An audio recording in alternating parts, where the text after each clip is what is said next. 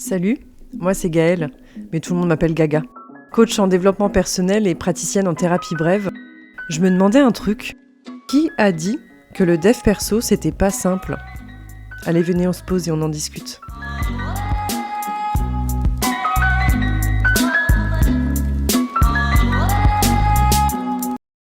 Hola todos, j'espère que vous allez bien.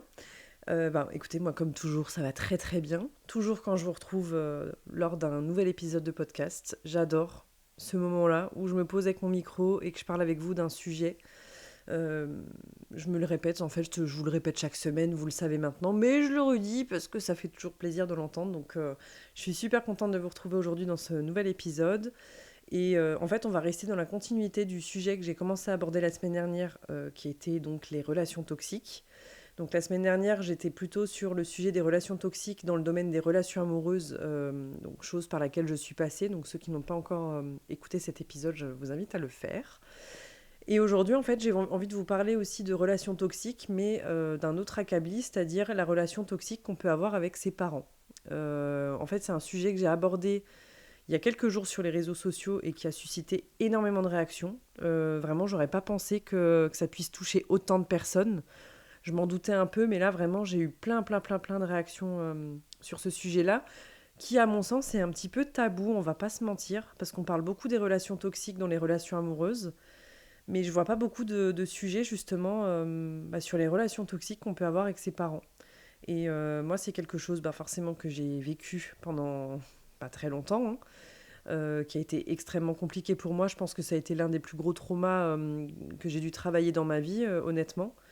Et je pense qu'en fait, c'est même la base, parce que du coup, quand on a une relation toxique avec ses parents dès l'enfance, on grandit dans un milieu comme ça va forcément impacter toutes les relations qu'on va avoir dans le futur et dans sa vie d'adulte après.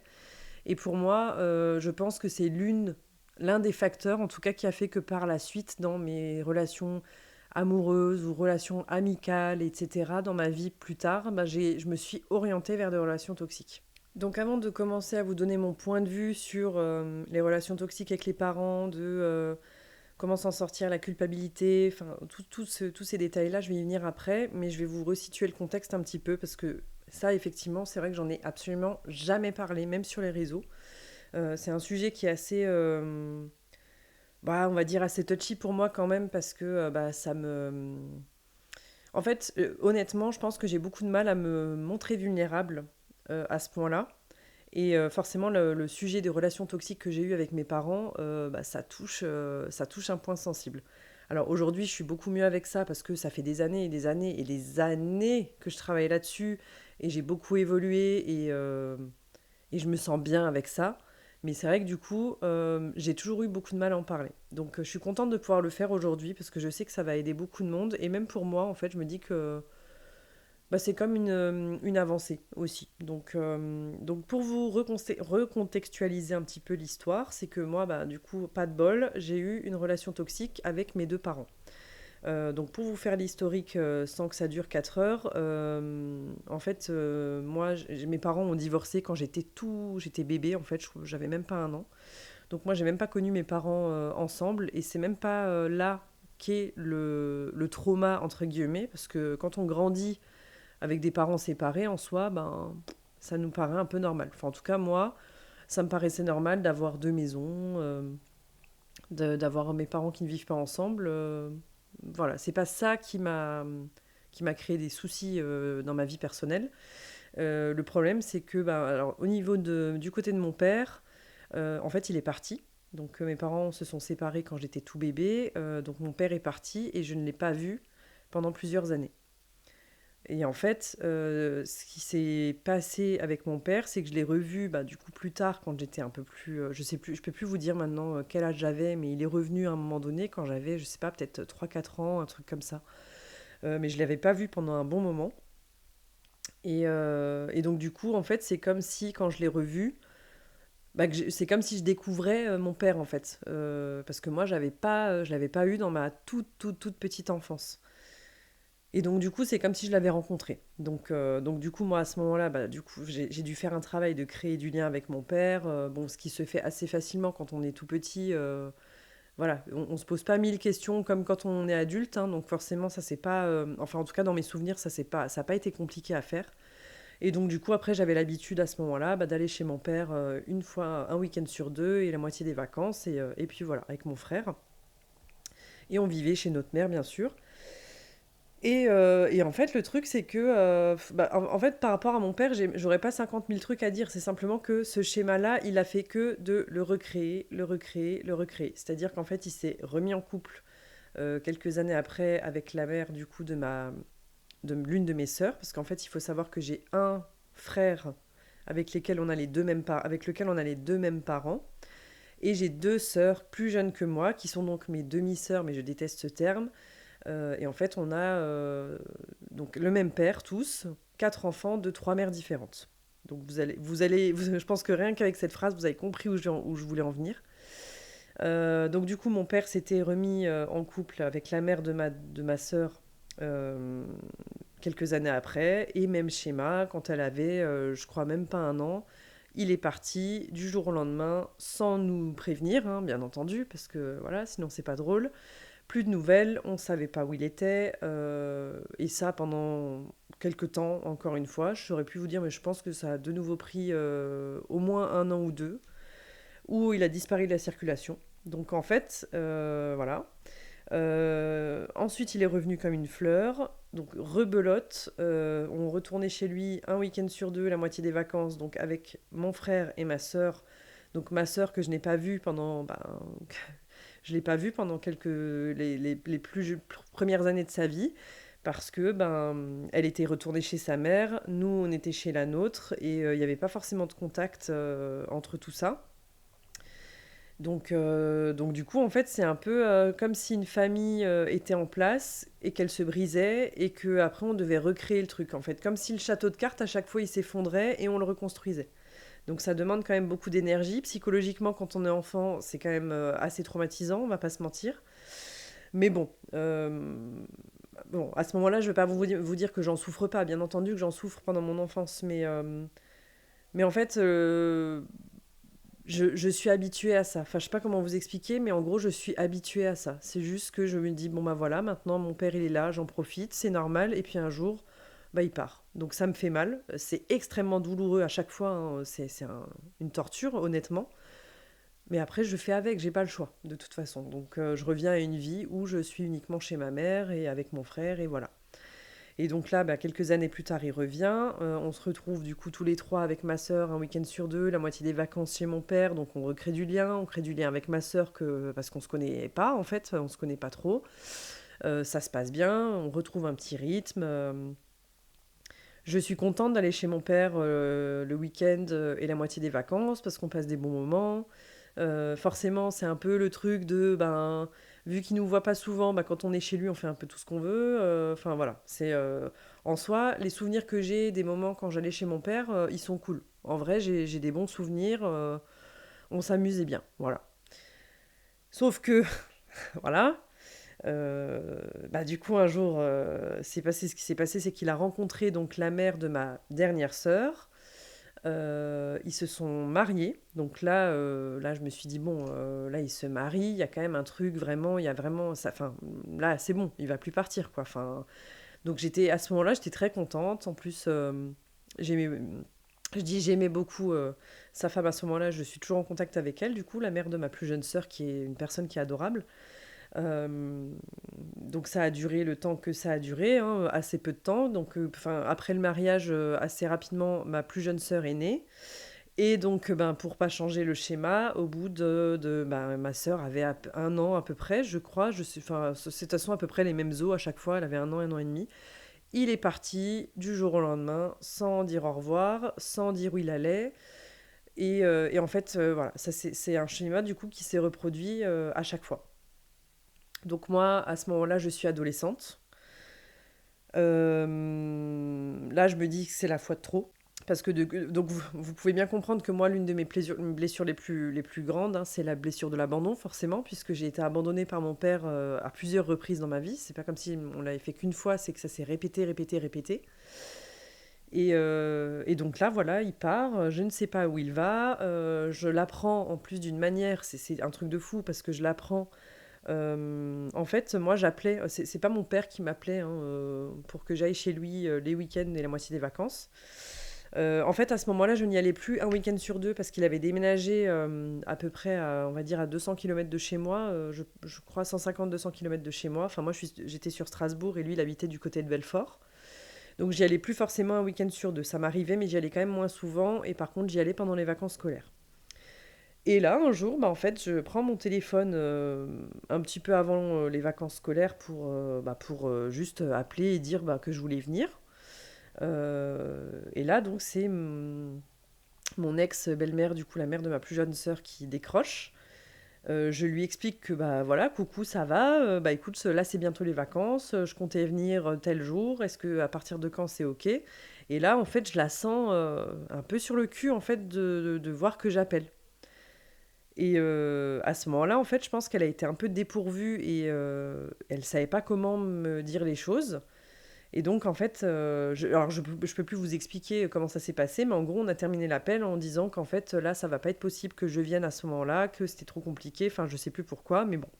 Je me dis, ok, bah, ça peut arriver, tu vois, c'est possible, il n'y a pas de souci, bah, j'irai à un autre moment, je trouverai un week-end.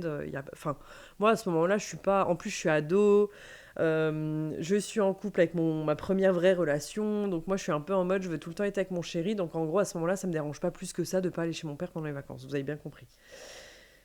Sauf qu'en fait, j'ai plus de nouvelles en fait pendant un bon moment, donc ça commence à m'inquiéter. J'essaye de rappeler à un moment donné, on va dire ouais, quelques semaines plus tard peut-être, parce qu'on ne passait pas notre temps à s'appeler non plus.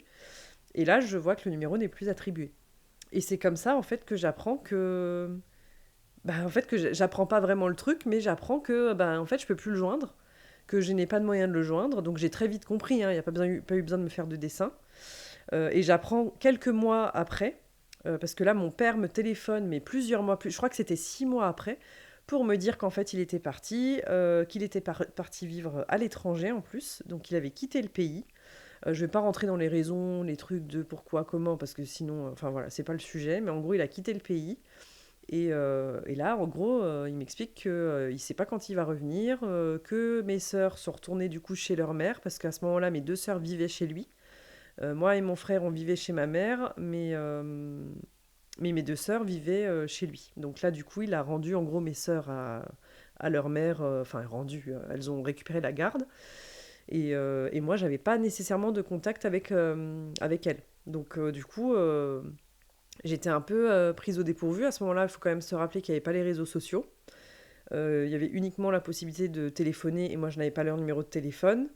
Je n'avais pas leurs adresses, je n'avais pas de contact commun ou quoi que ce soit qui puisse me dire bah, comment les contacter. Et je vous avoue qu'à ce moment-là, moi, je suis tellement abattue par cette nouvelle que en fait, j'ai pas la présence d'esprit non plus. Et puis à cet âge-là aussi, j'avais 15 ans, de creuser. Et voilà, j'ai juste de nouveau le truc qui me tombe dessus et je me dis putain, mais c'est pas possible. Il avait, enfin voilà, il avait recréé une famille, il y avait eu là il s'était remarié et tout, et en fait le schéma se répète encore et encore et encore. Et là pour moi c'est la goutte d'eau. Je me dis là c'est terminé, je ne veux plus en entendre parler. En plus de ça, en fait ce qui est compliqué c'est que moi, bah, maintenant je vais basculer sur le sujet de ma mère. Moi je vis chez ma mère qui est une personne dépressive et alcoolique depuis toujours. Donc moi j'ai grandi en fait depuis mon plus jeune âge avec une mère alcoolique violente, dépressive du coup qui pleure énormément, qui est extrêmement triste. Je parle de violence parce qu'elle était violente en fait quand elle buvait. Donc moi je grandis avec une mère comme ça. En fait j'ai même pas... D'un côté j'ai mon père en fait qui ne fait que m'abandonner. Et je n'ai même pas le réconfort et le soutien dont je pourrais avoir besoin, la sécurité dont je pourrais avoir besoin dans mon foyer, puisque ma mère est alcoolique et violente. Donc j'ai subi de la violence physique, j'ai subi de la violence psychologique, énormément de violence psychologique. Franchement, c'est un enfer. C'est un enfer. Et moi, à ce moment-là, j'ai 15 ans. Et j'apprends encore une fois que mon père est reparti. Et que moi, bah, du coup, je vis chez ma mère.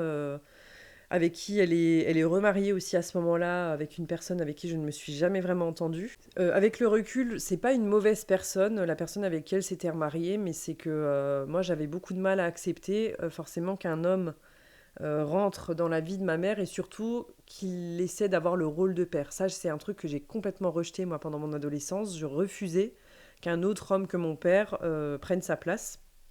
Et donc, du coup, il y a eu énormément de conflits avec lui. Et en plus de ça, vu que ma mère était alcoolique et qu'il y avait de la violence, il y avait de la violence physique entre les deux, donc violence conjugale quotidienne.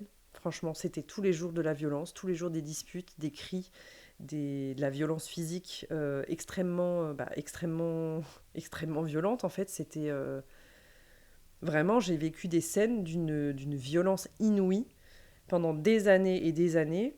Et moi, je n'ai personne à qui me raccrocher, en fait. Donc voilà, en gros, pour vous exposer un peu la relation toxique que j'ai eue avec mes parents, c'est que j'ai l'un de mes parents qui m'a abandonné plusieurs fois, et l'autre de mes parents qui m'a abandonné aussi pour moi, mais d'une autre façon, en fait. Parce que pour moi, en fait, ma mère m'a abandonné dans le sens où elle n'a jamais... Enfin, je peux pas dire qu'elle a jamais pris soin de moi. Faut quand même pas abuser, ça serait mentir. Elle a fait ce qu'elle a pu, elle nous a élevés avec ce que voilà, c'était compliqué pour elle aussi. Ça, j'ai assez de recul aujourd'hui pour m'en rendre compte. Elle a ses traumas, elle avait ses maladies mentales, etc. L'alcoolisme, voilà, c'est quelque chose c'est pas un choix hein, d'être alcoolique. Donc ça aujourd'hui, j'arrive à le dire, mais je peux vous assurer qu'il y a ne serait-ce que quelques années en arrière, c'était impensable pour moi. J'en ai énormément beaucoup voulu en fait à cause de ça. Mais en gros, c'est pour vous expliquer, je n'ai eu aucune stabilité pendant toute mon enfance. La seule stabilité que j'ai réussi à avoir, c'est celle que j'avais avec mes grands-parents. Donc, du côté de mon père, j'avais mes deux grands-parents et du côté de ma mère, ma grand-mère. Bon, c'est pour ainsi dire eux qui nous ont élevés, pour moi. Ils nous emmenaient en vacances, on passait beaucoup de temps chez eux, les jours où il n'y avait pas école, le mercredi, le week-end, ils venaient nous chercher à l'école. Enfin, ils se sont énormément occupés de nous et je pense que les valeurs que j'ai eues, quand même, le minimum de valeurs que j'ai eues qui m'ont été enseignées, ça a été par mes grands-parents et donc heureusement qu'ils ont été là quand même. Ils ont fait ce qu'ils ont pu aussi. Mais voilà. Donc pour vous dire que là, on en est au stade où moi j'ai 15 ans, c'est un enfer. Mon père est parti encore une fois. Je n'ai plus de contact avec mes sœurs. Je n'ai plus de contact avec mon frère non plus parce qu'il est parti. À ce moment-là, en fait, lui, il a eu une relation différente que moi avec mon père. Et il a été très influencé par lui. Et donc il est parti à l'étranger avec lui. Donc moi, à ce moment-là, vraiment, je n'ai plus personne. Je suis seule avec ma mère, dans ce foyer violent, c'est terrible. Donc je demande à ce moment-là à partir en internat parce que moi je veux passer le moins de temps possible chez moi en fait, et c'est ce que je fais à ce moment-là. Donc je pars à l'internat toute la semaine, j'étais pas à la maison, et le week-end je faisais en sorte de pas être là non plus. Donc je passais le moins de temps possible chez moi. En attendant, j'essayais de gérer mes études. Autant vous dire que ça n'a pas été une partie de plaisir, mais bon, j'ai fait ce que j'ai pu quand même pour avoir des résultats à peu près moyens à l'école. Et voilà. Donc là maintenant, je vais venir au sujet de comment j'ai fait justement pour me libérer de ces relations toxiques-là. C'est que j'ai pas coupé les ponts. Alors avec mon père, j'ai coupé les ponts à ce moment-là, en fait, quand il est parti, quand j'avais une quinzaine d'années. Là, j'ai dit c'est la goutte d'eau, c'est pas possible. Je peux plus lui pardonner le fait qu'il m'abandonne moi et qu'il abandonne mes sœurs aussi par la même occasion. Et là, je coupe les ponts. À ce moment-là, je ne le vois pas pendant. Je crois que je décide de couper pendant un an. Au bout d'un an, je décide d'aller le voir dans le pays dans lequel il vit. Donc à ce moment-là, il était en Roumanie. Donc je prends, c'est un truc de fou à l'époque, je prends un bus. Je sais plus combien d'heures de voyage j'ai eu, je crois que c'était plus de 24 heures de voyage ou 48 heures de voyage, enfin, d'une longueur infinie. Avec mon ex de l'époque, donc c'était mon premier chéri en plus qui décide de m'accompagner. On part là-bas et on passe, je crois que c'était 15 jours ou 3 semaines chez lui. À ce moment-là, il est en couple avec une jeune Roumaine qui avait 19 ans à l'époque, donc moi j'en avais 16, donc elle avait 3 ans de plus que moi, donc enfin, voilà, ça c'est encore un autre sujet, mais mon père a toujours aimé les femmes plus jeunes, bien plus jeunes que lui. Et après, en soi, moi j'avais rien contre elle, hein, parce qu'en soi on avait quasiment le même âge, donc finalement on s'entendait bien. Hein. Donc je passe 3 semaines là-bas, j'essaye de recréer du lien avec lui, et du coup je rentre chez moi, et Mais en fait, en rentrant chez moi, je me dis que c'est pas possible. Enfin, j'arrive pas à passer au-dessus. Il y a eu des choses qui se sont passées aussi pendant que j'étais là-bas et quand je suis rentrée, j'ai eu des on-dit aussi où il a énormément critiqué mon copain de l'époque alors qu'il n'y avait pas lieu d'être. Enfin, faut quand même se rappeler que nous, on avait 16 ans, on était des ados, donc je vois pas pourquoi. Enfin, j'ai pas apprécié le fait qu'il commence à critiquer. Alors qu'à ce moment-là, mon copain, c'était toute ma vie, quoi. Donc, et puis voilà, des choses qui se sont passées là-bas que j'ai pas appréciées. Et donc en rentrant, je me suis dit, j'ai fait ce voyage parce que j'avais besoin d'aller au bout de quelque chose, je l'ai fait et je prends la décision de couper les ponts définitivement, que c'est trop toxique pour moi. Et je suis OK avec cette décision, donc j'avance dans ma vie à ce moment-là sans être en contact avec mon père pendant très longtemps. Et du côté de ma mère, en fait, à ce moment-là, bah, c'est le moment que j'évoquais en fait dans l'épisode de podcast précédent où ben, j'étais censée aller en fac de langues étrangères appliquées parce que je suis passionnée par les langues étrangères. Mais ça devient tellement toxique et tellement violent avec ma mère que je décide de quitter le foyer. En fait, je me dis là, c'est pas possible, j'obtiens mon bac et dès que je l'ai, je me casse. Et c'est ce que j'ai fait. À ce moment-là, en plus, c'était une catastrophe parce qu'en fait, bon là, c'est quelques années plus tard. J'avais redoublé ma troisième, donc moi, mon bac, je l'ai passé quand c'était dans l'année de mes 19 ans. Et en fait, le truc, c'est que donc cette année-là, moi, j'ai ma mère qui, du coup, est en train de divorcer de mon ancien beau-père. Et en fait, elle quitte la maison et elle me laisse avec lui. Et moi, à ce moment-là, en fait, c'est les mois où je suis en plein bac blanc, je passe mon examen dans les semaines qui arrivent, et ma mère part. Elle part vivre chez une amie, elle me dit qu'elle ne peut pas m'emmener avec elle, et elle me laisse avec mon ex-beau-père, avec qui je ne m'entends pas du tout. Donc, je me retrouve un peu seule, prise au dépourvu, enfin, on vivait un peu comme en coloc. Enfin, franchement, c'est lunaire quand je vous raconte ça, mais c'est ce qui s'est passé. À ce moment-là, je rencontre mon ex avec qui j'ai une relation toxique là pendant des années, mais malgré tout, pour pas non plus l'accabler. Heureusement qu'il a été là à ce moment-là parce il m'a énormément aidé. Bon, c'est comme ça que notre relation toxique elle a démarré. De toute façon, ça j'en ai parlé. Mais moi, tant bien que mal, en fait, je me dis là, il faut au moins que j'ai mon bac parce que si je repars, que j'ai même pas mon examen, franchement, je sais pas ce que je vais faire de ma vie. Donc, je travaille tant bien que mal comme je peux dans un cadre, franchement, qui est vraiment compliqué. J'obtiens malgré tout mon bac et après ça, bah, du coup, je décide de partir et de prendre mon indépendance, de prendre mon appartement. Je ne coupe pas les ponts avec ma mère. Je lui explique simplement parce qu'en fait, il y a eu un événement qui a fait c'est que du coup, bah, quand elle a divorcé, du coup, elle a déménagé. Je suis venue aider au déménagement bah, pour déjà débarrasser mes affaires à moi, que je mettais chez elle, mais voilà, moi j'étais toujours en internat et puis j'avais pas pour but de rester, mais voilà, je déménage mes affaires. Et en fait, le soir du déménagement, donc elle avait fait venir des amis. Elle était en couple avec une nouvelle personne qu'elle venait de rencontrer, ça faisait quelques semaines. Donc le soir, elle décide de faire un petit barbecue pour remercier tout le monde. Et là, bah forcément, elle boit, comme toujours, hein, voilà, pour pas changer. Et elle devient extrêmement violente. Elle fait une crise de nerfs. Moi, j'ai honte. Franchement, je crois que j'ai jamais autant ressenti la honte de toute ma vie. Elle pique une crise à tel point qu'elle finit par renverser la table de dehors. Enfin, c'est toujours dans des dramas. Franchement, c'est des scènes de film hein, que j'ai vécues. Je rentre pas dans le détail, mais j'ai vécu des scènes de violence inouïes. Vraiment, c'était terrible. Les gens qui étaient là pour aider, eux, ils connaissaient pas cet aspect-là de ma mère. Ils le découvrent à ce moment-là et ils sont choqués. Moi, je sais même pas quoi leur dire. Donc, en fait, à ce moment-là, je monte dans ma chambre. Je cours. Il y avait mon ex-conjoint à l'époque et un ami en plus à nous qui était venu aider. Donc, j'ai eu honte. Mais vous imaginez même pas comme j'ai eu honte à ce moment-là. Et en fait, ma réaction, c'est ça, c'est de monter dans ma chambre en courant, de prendre un sac et de mettre toutes les affaires qui tiennent dans ce sac. J'ai dit voilà, j'emporte tout ce que je peux, tout ce que je peux pas emporter, je le laisse et je pars et je ne veux plus revenir, je ne veux plus vivre ici. Donc c'est ce qui s'est passé, je suis partie, donc avec mon ex et notre pote, du coup on s'en va. Je ne coupe pas, comme je dis, je coupe pas les ponts avec ma mère, mais là je lui en veux énormément. Franchement, là je lui en veux beaucoup. Je passe plusieurs semaines sans lui parler, sans la voir, parce que j'ai besoin de prendre du recul. Malgré tout, je garde quand même un petit peu le contact, tant bien que mal, mais sans. Franchement, c'est vraiment très froid. Moi, à ce moment-là, bah, du coup, je prends mon appartement. elle essaye de m'aider tant bien que mal, comme une mère essaye d'aider son enfant, mais voilà, enfin, bon, elle m'a filé quelques meubles, quelques trucs, elle m'avait fait des courses. C'était, voilà, ça m'avait fait plaisir, mais voilà, c'était vraiment compliqué pour moi de passer au-delà de tout ce que j'avais supporté pendant des années, parce que, enfin, vraiment, j'ai pas envie de rentrer dans le détail, parce que sinon le podcast, il va de nouveau durer 1 heure et demie. Mais vraiment, elle m'a fait énormément souffrir, elle m'a fait énormément de mal psychologiquement. Il y a eu des mots qui étaient graves. Elle m'a infligé, imposé des régimes parce qu'elle trouvait que j'étais trop grosse alors que je l'étais pas. Ça m'a créé des TCA par la suite. Elle me disait tout le temps que j'étais pas assez bien, que j'étais pas jolie, que j'étais trop grosse, que dans tous les cas, je faisais jamais assez bien en fait. C'était jamais assez bien. Elle était violente physiquement, elle était violente vraiment psychologiquement, c'était terrible.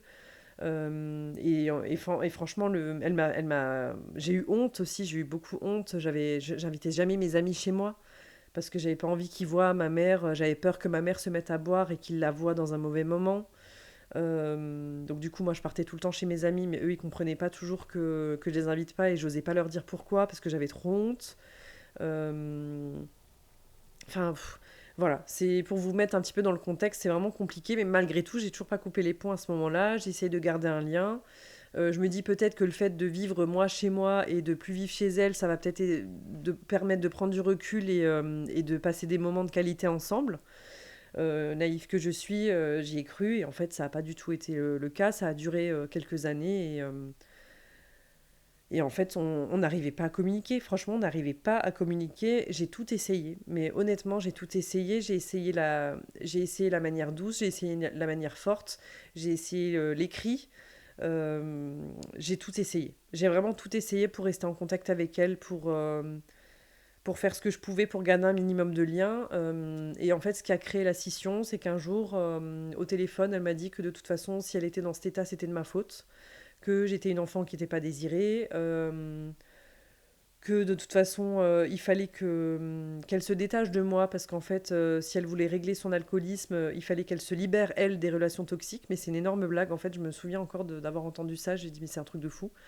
Et en fait, voilà, elle m'a mis en pleine gueule que c'était de ma faute si elle était dans cet état-là. Donc, je pensais pas honnêtement qu'une mère puisse être aussi malveillante et violente envers son propre enfant. Mais pourtant, ça a été le cas. Et donc là, j'ai dit, voilà, on va arrêter les frais. Et j'ai définitivement coupé les ponts, donc je devais avoir 20, 21 ans. Et depuis, je ne l'ai jamais revue, mais même pas une seule fois. Je n'ai plus eu aucun contact avec elle. Rien, rien du tout, pas même un message. Je sais qu'elle a essayé de m'écrire plusieurs fois par message sur les réseaux sociaux, bon, message que je n'ai jamais, auquel je n'ai jamais répondu. Elle est bloquée de mes réseaux sociaux. Il y a eu deux, trois tentatives de prise de contact où, par ma grand-mère, elle essayait d'avoir des infos. Je sais elle a toujours essayé, même là encore, il y a peu de temps, elle a encore essayé, mais en tout cas, moi, j'ai définitivement coupé le contact avec elle depuis des années et des années. Mon père, je l'ai revu 2 fois, en 15 ans, je crois. Pour le décès de ma grand-mère, il y a 8 ans, et le décès de mon oncle, donc son frère, il y a 2 ans. Donc pareil, à chaque fois, il avait essayé de recréer du lien. J'ai entrouvert une petite porte et en fait, à chaque fois, ça ne fonctionne pas parce qu'en fait, il est là pendant. En fait, c'est quand il pense à nous, il est là et puis en fait, ça dure 1 semaine et après, c'est terminé. On n'a plus de nouvelles. Donc moi, voilà, terminé de nouveau. J'ai fermé la porte. Je n'ai plus de contact du tout. Et dans tous les cas, les contacts que j'ai eus avec lui ces 15 dernières années, ça a été très bref pour des événements familiaux et ça en est resté là. Donc je vais pas vous mentir qu'en fait, il y a un truc que j'ai envie de dire en fait, qui me paraît important, c'est que y a des gens qui m'ont fait culpabiliser du fait de couper les ponts avec mes parents pendant longtemps. Et du coup, je me suis beaucoup culpabilisée moi aussi de faire ça. Je me disais que j'étais trop dure, que j'étais trop radicale, que c'était pas normal que je réagisse comme ça, que c'était mes parents, que qu'un père, que j'avais qu'une mère, que personne pourrait les remplacer, qu'il fallait que je fasse un effort, etc. Et ça, je me suis rendu compte au bout d'un moment que stop, en fait. Il faut quand même remettre les choses dans le contexte. Aucun enfant, et je pense que je ne me trompe pas quand je dis ça, aucun enfant sur cette terre n'a envie, par plaisir, de couper les ponts avec ses parents. Aucun. Et en fait, on pose souvent la question de l'enfant. En fait, on rejette souvent la faute sur l'enfant qui coupe les ponts, mais on se pose jamais la question sur les raisons qui ont fait que l'enfant a décidé d'en arriver à ce stade-là, d'avoir dû prendre une décision aussi radicale dans sa vie que de couper les ponts avec ses parents.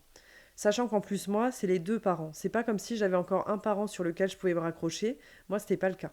Je n'ai eu aucun des deux parents sur lesquels me rapprocher. Donc, en fait, je suis pas en train de faire mon Calimero à dire ah là là, ça a été super difficile pour moi. C'est pas du tout le but pour moi de cet épisode-là. C'est juste de faire comprendre qu'à un moment donné, quand on prend une décision aussi difficile, c'est pas pour rien, en fait. C'est pour une bonne raison.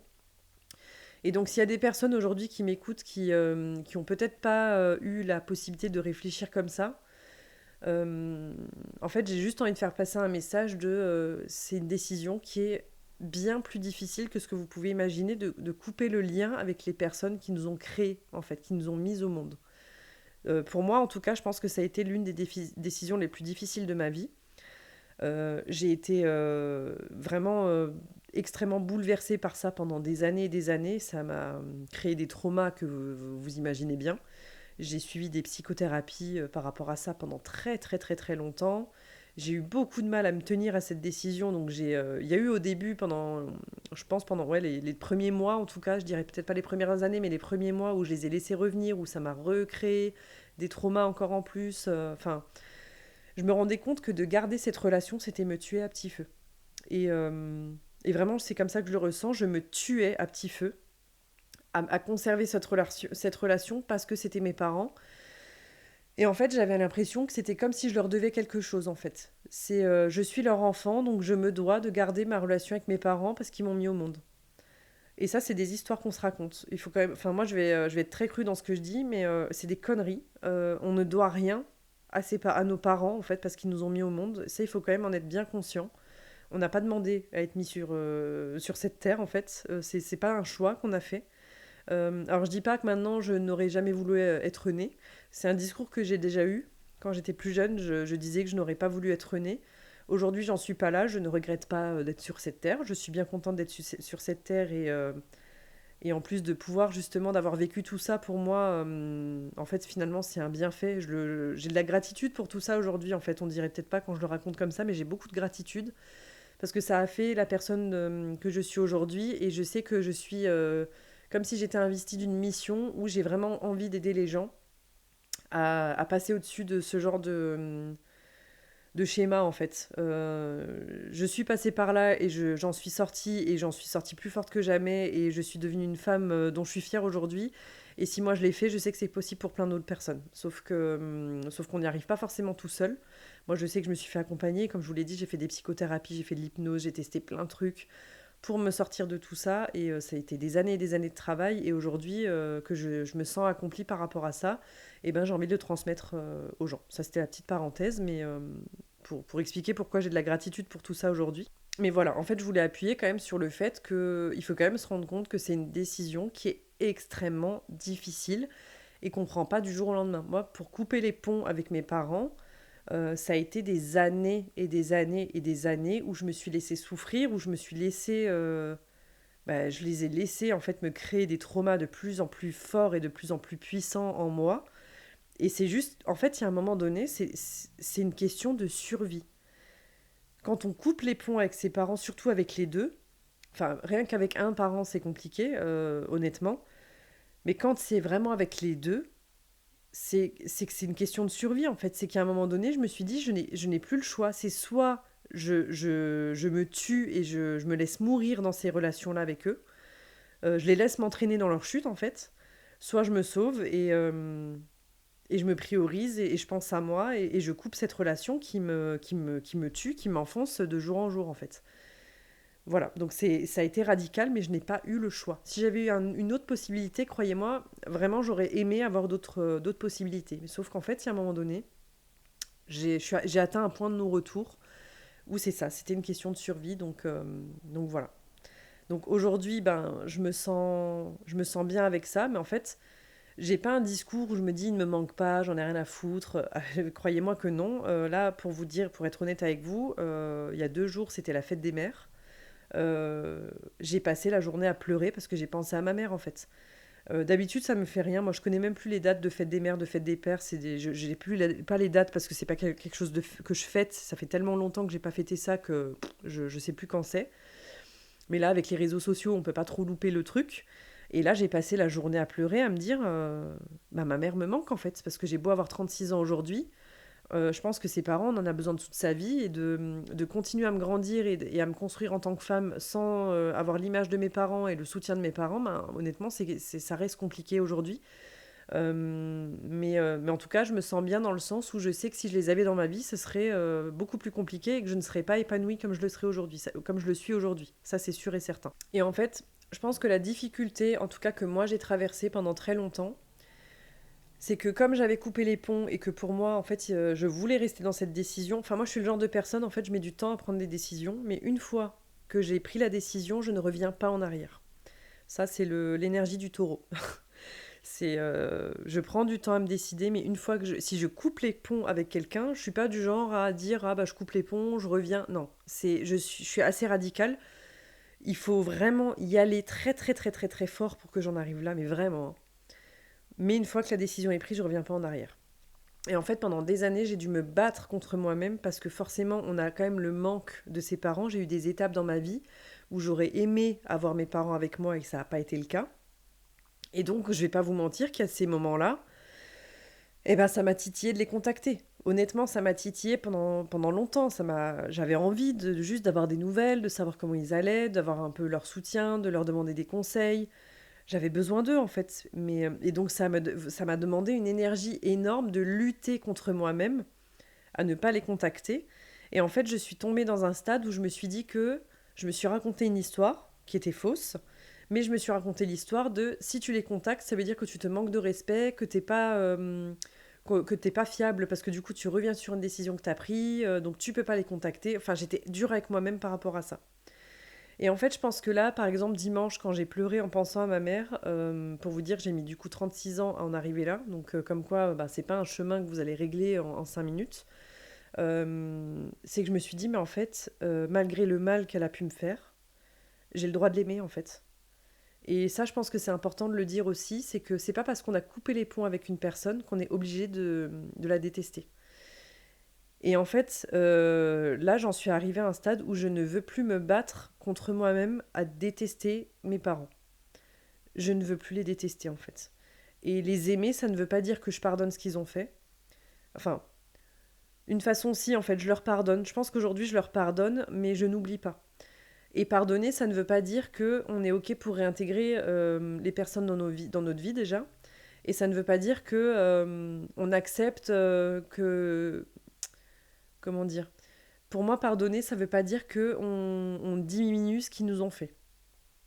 En fait, enfin, parce que en fait, c'est ce que je pensais pendant longtemps. Pour moi, ça veut dire pardonner, ça veut dire que j'oublie ce qui a été fait, que c'est pas grave, que c'est OK.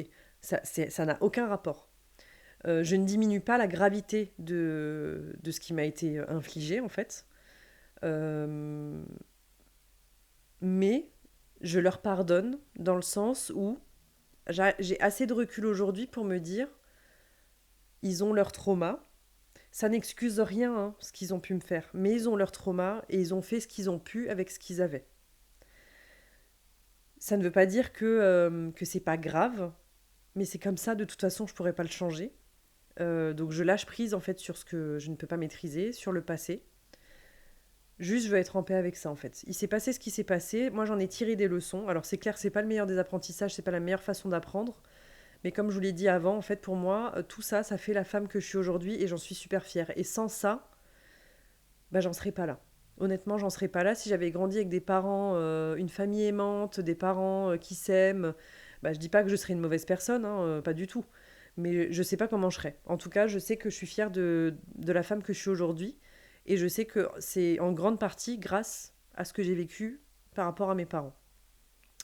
Et c'est pour ça qu'aujourd'hui, en fait, je me dis, mais je ne veux plus être dans ces énergies parce qu'en fait, il y a une phrase qui m'a beaucoup parlé pendant un moment, c'est peu importe la personne contre qui vous êtes en colère, vous ne lui faites aucun mal. Vous ne faites du mal qu'à vous-même. Et cette phrase, elle est vraiment, je trouve qu'elle est très juste. Je me suis infligé pendant des années de la douleur à moi-même en étant en colère contre eux, en ayant de la haine contre eux. sachant que eux, ils vivent leur vie. Alors bien sûr, je pense qu'ils souffrent du fait qu'ils aient pas de contact avec moi et il y a une partie d'eux qui doit y penser aussi. Mais ils vivent leur vie en fait. Ils vivent leur vie et moi en attendant, je suis en train de me ronger les sangs, je suis en train de me faire du mal psychiquement et même au niveau de ma santé parce que la colère, faut quand même se rendre compte que c'est une fréquence qui crée énormément de choses au niveau du corps, au niveau de la santé, etc. Et je me suis dit, je veux me libérer en fait de ça, je veux juste être en paix. Je veux juste être en paix et je pense qu'en fait là, c'est super récent, je vous dis, c'était il y a 2 jours par rapport à ma mère. Je me suis dit, j'ai le droit de l'aimer. J'ai le droit de l'aimer malgré le mal qu'elle m'a fait. Ça reste ma mère, j'en ai qu'une. Ça ne veut pas dire que je la veux dans ma vie, ça ne veut pas dire que j'accepte ce qu'elle m'a fait. Juste, je passe à autre chose, je tourne la page. Je tourne la page et j'avance. J'ai le droit de penser à elle aussi. C'est ok, j'ai le droit de penser à elle, j'ai le droit de me remémorer des bons souvenirs. Euh, j'ai le droit, c'est ok. Ça veut pas dire que je la veux dans ma vie, ni mon père. Je les veux plus dans ma vie, ça c'est acté. Mais en tout cas, je pardonne. Et ça, je pensais pas y arriver un jour. Et il y a peut-être des gens qui m'écoutent qui se disent que c'est impossible d'en arriver là, mais je vous assure que si, avec un travail sur vous. En fait, quand vous allez comprendre, en fait, c'est vraiment en travaillant sur soi-même. Il y a des personnes, en fait, ce que je me rends compte, qui sont dans des relations toxiques comme ça avec leurs parents et qui se battent de X façons pour essayer de leur faire comprendre des choses, leur faire comprendre pourquoi leur attitude est pas bonne, etc. Et en fait, je pense que ça sert à rien. On peut pas maîtriser les réactions des gens et ce qu'ils font, les comportements qu'ils ont.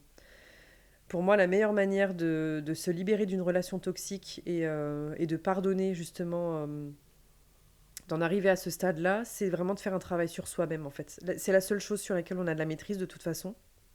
Et moi, en fait, ce qui a fait que j'en suis arrivée là, c'est que j'ai appris à m'aimer, c'est que j'ai appris à me respecter et que je me suis rendu compte qu'en fait, je me faisais plus de mal que de bien en continuant à être dans cette énergie de haine, de colère, où je ne pardonne pas, où j'ai de la rancune. Ça ne m'a rien amené de bon. Et ça n'a rien changé de toute façon à la situation. Ça n'a pas rendu la vie plus difficile à mes parents par un esprit de vengeance ou ce genre de truc. De toute façon, ça sert à rien. Pour moi, je pars du principe que la vie fait bien les choses. Moi, aujourd'hui, je me sens très bien dans ma vie. Je fais le métier de mes rêves. J'accompagne des personnes à se sentir mieux dans la leur. J'ai des relations qui sont super saines parce que maintenant, je sais ce que c'est une relation toxique. Donc, j'ai appris grâce à eux aussi à faire attention à mes relations dans ma vie d'aujourd'hui. Je suis entourée de personnes qui sont incroyables. Mais je pèse mes mots, j'ai vraiment des amis et le reste, les personnes de ma famille avec lesquelles je suis encore en contact sont des personnes qui sont incroyables et qui me tirent vers le haut chaque jour. Et je pense que c'est grâce à ça aussi que j'en suis là aujourd'hui, en fait, tout simplement. Sinon, je ne pourrais pas mesurer, en fait, la qualité de mes relations. On dit toujours que on ne peut pas apprécier les bons sentiments tant qu'on n'a pas vécu les mauvais. Et je pars du principe que pour les relations, c'est un peu la même chose, en fait. Le fait d'avoir des relations toxiques, eh ben, ça permet aussi de savoir ce qu'on veut plus et ça permet d'apprécier les vraies relations saines et de savoir ce que c'est une vraie relation saine, en fait. Et voilà. Donc, et dans tous les cas, là, la relation, en fait, pour se libérer des relations toxiques, c'est en créant une relation saine avec soi-même avant tout. Comme je vous l'ai dit, tout part de soi. Et donc, du moment que vous allez réussir à vous apporter de l'amour, mais pour de vrai, hein, pas juste vous faire croire que... Non, de vraiment vous respecter, connaître vos limites, savoir les imposer, savoir dire non. Ça, je pourrais en faire... Là, j'ai plein de sujets d'épisodes de podcast déjà que je peux vous faire.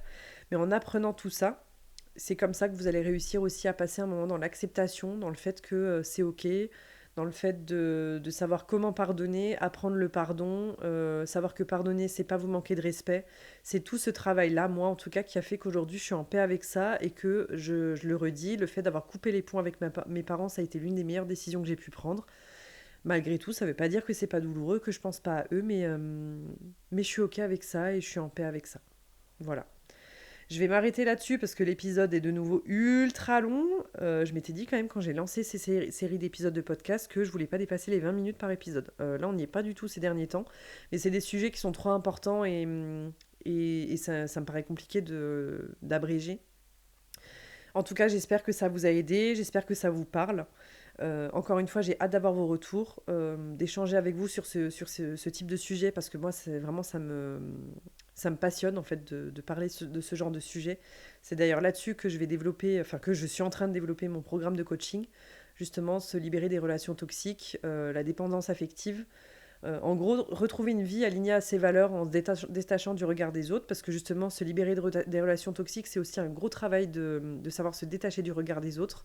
Et c'est ce que j'ai envie de transmettre aujourd'hui, donc j'en suis très contente. Et j'ai hâte d'ailleurs de vous partager tout ça. Je vais en parler très prochainement là sur les réseaux sociaux.